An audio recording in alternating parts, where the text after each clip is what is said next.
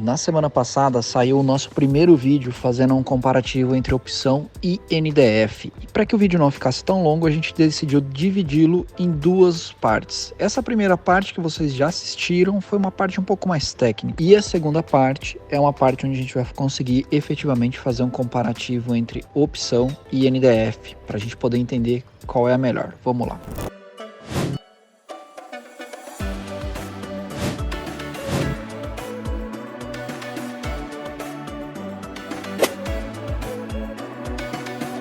Mas como eu faço uma comparação entre as duas, Patrick? Como eu determino se é melhor eu contratar uma NDF, se é melhor eu contratar uma opção? Como eu faço essa determinação? Primeiro ponto para a gente definir se eu iria para uma ou se eu iria para outra. O que eu estou me protegendo? Estou me protegendo muito perto da cotação do mercado, ou eu só quero garantir uma possível alta muito forte de dólar ou uma possível queda muito forte de dólar. Então imagina que eu seja um importador e eu quero garantir uma alta muito forte de dólar. Ou eu sou um exportador e quero garantir uma queda muito forte de dólar. Por quê? Quanto mais favorável essa opção for para mim, mais caro ela vai ser. Então se eu chego para o banco lá, imagina que eu seja um exportador. E aí eu chego para o banco e falo, banco, daqui a um mês eu não quero vender dólares abaixo de 6,50, por exemplo. Poxa, qual que é a probabilidade de daqui a um mês esse dólar estar em 6,50? Ela é relativamente pequena. Então o que o banco vai falar? O banco vai falar, ok, eu te garanto isso, mas para eu te garantir isso você tem que pagar um prêmio altíssimo. Ou se eu sou um importador, chego para o banco e falo, banco, daqui 30 dias eu não quero pagar mais do que R$4 no dólar.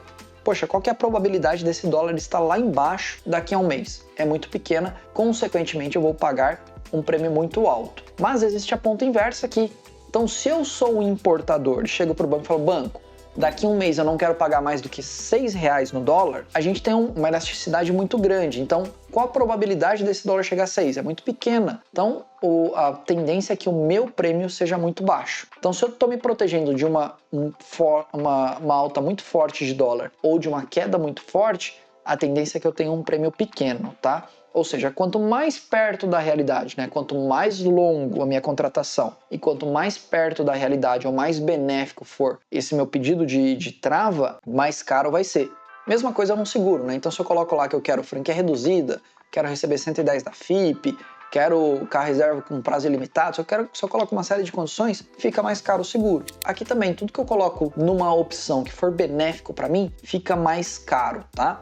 Então, como eu faço a comparação entre as duas aqui? A melhor forma de fazer uma comparação é simultaneamente. Então eu chego para o banco e falo, banco, cota para mim uma NDF lá para 30 de maio de 100 mil dólares, por exemplo. O banco vai cotar uma NDF, tá? Então o banco vai me cotar lá e ele vai me trazer uma NDF a 5,50, por exemplo, ok? E aí eu chego para o banco e falo, ok, agora me cota quanto me custaria uma opção lá para 30 de maio de 100 mil dólares a 5,50. Por que 5,50, Patrick? Porque é o mesmo preço da minha NDF, né? Então eu coto uma opção no mesmo patamar da minha NDF, então são patamares iguais. Ok, o banco vai cotar e ele vai me voltar e falar assim, olha, é X mil reais de prêmio que você tem que pagar. E aí aqui demanda uma análise de mercado, pessoal, porque é o seguinte, imagina que eu seja um importador, tá bom? E aí eu chego pro banco e falo, banco, cota uma NDF lá para 30 de maio. E o banco volta e fala assim, ó, NDF para 30 de maio está em R$6. Beleza, agora cota uma opção com dólar em R$6. O banco vai lá e cota a opção e ele volta para mim e fala assim, ó, para 30 de maio, numa opção a R$6, você vai me pagar 5 mil reais de prêmio, por exemplo, tá? Qual que é a grande questão e onde demanda análise aqui? Análise de curva, análise de tendência de dólar aqui, tá bom? Por quê? Qual que é a probabilidade desse dólar chegar a 6 ou passar do preço de R$6? Ela é relativamente pequena, né? A gente precisa fazer uma série de análises, mas ela é relativamente pequena. Então, se eu estou pagando um prêmio muito pequeno, qual que é a visão que eu tenho que ter? Poxa, se eu tenho uma NDF, em 30 de maio, essa NDF vai fazer um ajuste positivo ou negativo na minha conta com base num patamar de R$6. Se eu tenho uma opção e chegou em 30 de maio esse dólar está abaixo de R$6, eu não exerço a minha opção e compro o dólar no patamar que tiver. Então a conta que eu tenho que fazer é assim, ó, qual é o dólar máximo que ele pode estar em 30 de maio para ter valido a pena eu pagar esses 5 mil reais de prêmio. Nesse exemplo que a gente está dando aqui, imagino eu que o dólar máximo tem que ser algo na casa de 5,95. Então se o dólar estiver abaixo de 5,95, valeu a pena eu fazer a opção. Se o dólar estiver entre 5,95 e 6 reais, não valeu a pena eu fazer a opção. E se o dólar estiver ali entre 6 reais e 6,05, ou seja,